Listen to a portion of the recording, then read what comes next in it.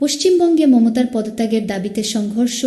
ভারতের পশ্চিমবঙ্গের মুখ্যমন্ত্রী মমতা বন্দ্যোপাধ্যায়ের পদত্যাগের দাবিতে সংঘর্ষ ও ধাওয়া পাল্টা ধাওয়ার ঘটনা ঘটেছে।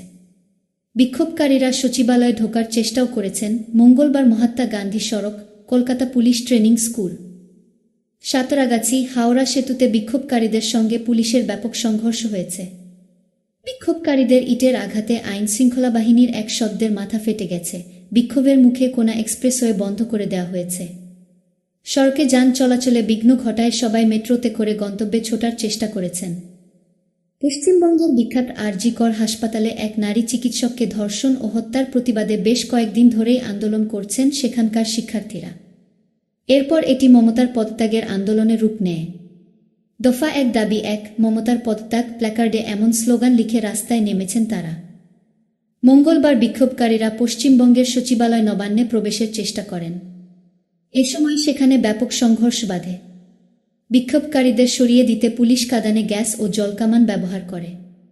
অপরদিকে আইনশৃঙ্খলারক্ষাকারী বাহিনীকে প্রতিহত করতে বিক্ষোভকারীরা ইটপাটকেল নিক্ষেপ করেন। মুখ্যমন্ত্রী মমতা মুখোপাধ্যায় সচিবালয়ে প্রবেশ করেছেন। বিক্ষোভ চলার সময় তিনি সেখানেই অবস্থান করছিলেন। বিক্ষোভকারীদের উপর যদি পুলিশ কোনো নির্যাতন চালায় তাহলে কঠোর অবস্থানে যাবেন বলে জানিয়েছেন পশ্চিমবঙ্গের বিরোধী দলীয় নেতা শুভেন্দু অধিকারী। তিনি বলেছেন, শিক্ষার্থীদের সচিবালয় ঘেরাও আন্দোলনে তিনি পাশে থাকবেন। যদি পুলিশ বিক্ষোভকারীদের উপর শক্তি প্রয়োগ ও তাকে বাধা প্রদান করে তাহলে রাস্তা অবরোধ করবেন। তিনি আরও বলেছেন, ইতিমধ্যে বহু জায়গা থেকে অত্যাচারের খবর আসছে। যদি এটি চলতে থাকে তাহলে বুধবার পুরো পশ্চিমবঙ্গকে স্তব্ধ করে দেওয়া হবে।